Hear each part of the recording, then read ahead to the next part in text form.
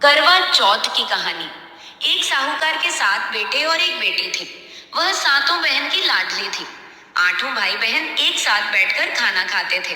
कार्तिक की चौथ को बहन ने अपनी सातों भाभियों के साथ करवा चौथ का व्रत रखा। जब सातों भाई खाना खाने आए तो उन्होंने अपनी बहन को भी खाने को बुलाया।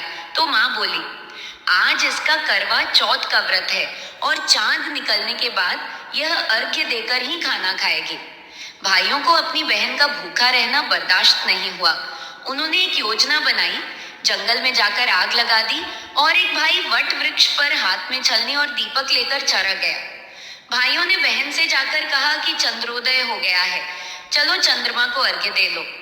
बहन भाभियों से बोली, चलो भाभी, चांद निकल आया है। तब भाभियों ने कहा, ये तेरा चांद है, हमारा चांद तो रात को निकलेगा।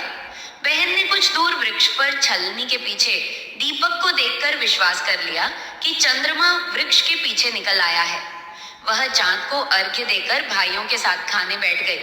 पहला टुकड़ा तोड़ा बाल निकला, दूसरा टुकड़ा तोड़ा छींक मारी, तीसरा टुकड़ा तोड़ा तो उसके ससुराल से बुलावा आ गया कि उसका पति बीमार है, जल्दी भेजो। माँ ने लड़की के पहनने के कपड़े निकालने को 3 बार बक्सा खोला।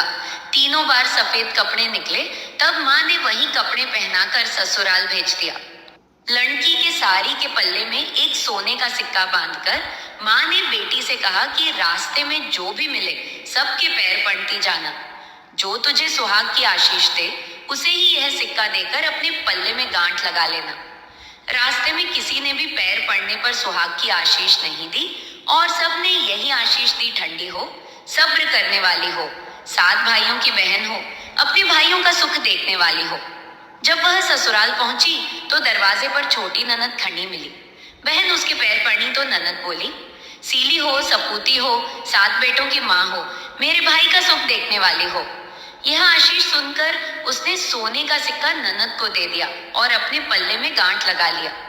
अंदर गई तो सासू जी ने कहा कि ऊपर कोठरी है, वहां जाकर बैठ जा।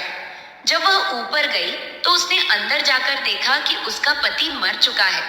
अपने पति के मृत शरीर को देखकर वह रोने लगी और करवा चौथ के व्रत के दौरान अपनी किसी भूल के लिए खुद को दोषी ठहराने लगी। वह विलाप करने लगी। भूख प्यास छोड़कर वह अपने पति की सेवा में लगी रही। प्रत्येक मास की कृष्ण पक्ष को करवे माता आती और कहती, करवे ले लो, करवे ले लो। भूख लगे तो अपने भाइयों के साथ भोजन कर लो। इसी तरह आश्विन मास के कृष्ण पक्ष की चौथ को भी करवे माता आई और कहने लगी, करवे ले लो, करवे ले लो। ओ भाइयों की दुलारी, भूखा लगे तो भाइयों के साथ भोजन कर लो। तब वह करवा माता के पैर पकड़कर रोने लगी, मुझसे कौन सी भूल हो गई जो मुझे ये सजा मिली। तब माता ने कहा कि करवा चौथ को तुम्हारे भाइयों ने जंगल में आग जलाकर तुम्हें छलनी से झूठ का चांद दिखाया और तुमने अपना व्रत तोड़ दिया, इसलिए करवा माता ने नाराज होकर तुम्हें यह कष्ट दिया। तब उसने इसका उपाय पूछा। माता ने कहा कि अगले महीने जब करवा माता आए तो उसके पैर पकड़ लेना और तब तक ना छोड़ना जब तक वह तुम्हारे पति को जीवित ना कर दे।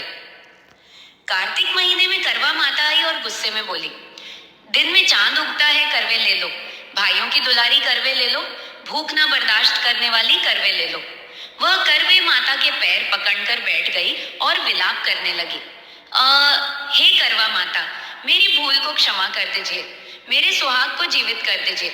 मुझसे अनजाने में जो यह व्रत दूषित हो गया, इसके लिए मुझे क्षमा कर दीजिए, मेरा सुहाग लौटा दीजिए। उसे इस तरह रोते देखकर करवा माता को उस पर दया आ गई। करवा माता ने उसे अपनी आंखों से काजल, नाखूनों से मेहंदी, मांग से सिंदूर और करवे भी दिए। माता की कृपा से उसका पति जीवित हो गया और बोला, मैं बहुत सोया। वह बोली, सोए नहीं, 12 महीने हो गए आपसे कहलाया, आपकी सेवा करते करते। कार्तिक की चौथ माता ने सुहाग दिया है।